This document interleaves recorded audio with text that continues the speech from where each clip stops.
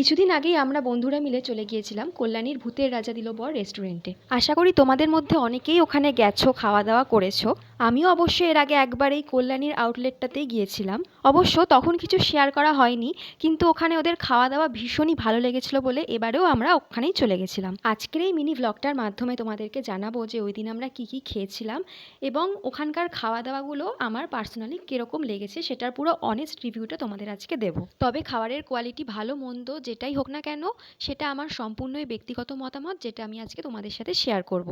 তো আমরা হীরক রাজার 3টে থালি নিয়েছিলাম।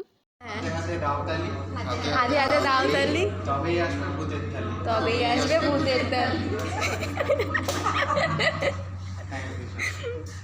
তো প্রথমেই যে ফিশ কাটলেটটা আমাদেরকে দেওয়া হয়েছিল সেটা মানে এক কথায় অসাধারণ ছিল। আর মাছটাও একদম ফ্রেশ ছিল, আর টেস্টটাও দুর্দান্ত ছিল। আর হীরক রাজার থালি মানে বুঝতেই পারছো, প্রচুর পদ, মানে গুণে শেষ করা যাবে না, একের পর এক আসতেই থাকছিল। মানে সত্যি কথা বলতে আমাদের পুরো টেবিলটা কম পড়ছিল। তবে কী কী খাওয়ার ছিল সেটা তো তোমরা দেখে আশা করি বুঝতেই পারছো।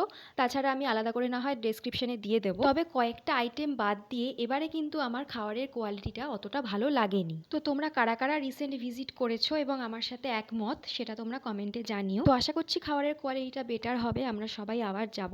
তো আজকের মতো এই পর্যন্তই, তোমাদের সাথে আবার দেখা হচ্ছে নেক্সট ভ্লগে।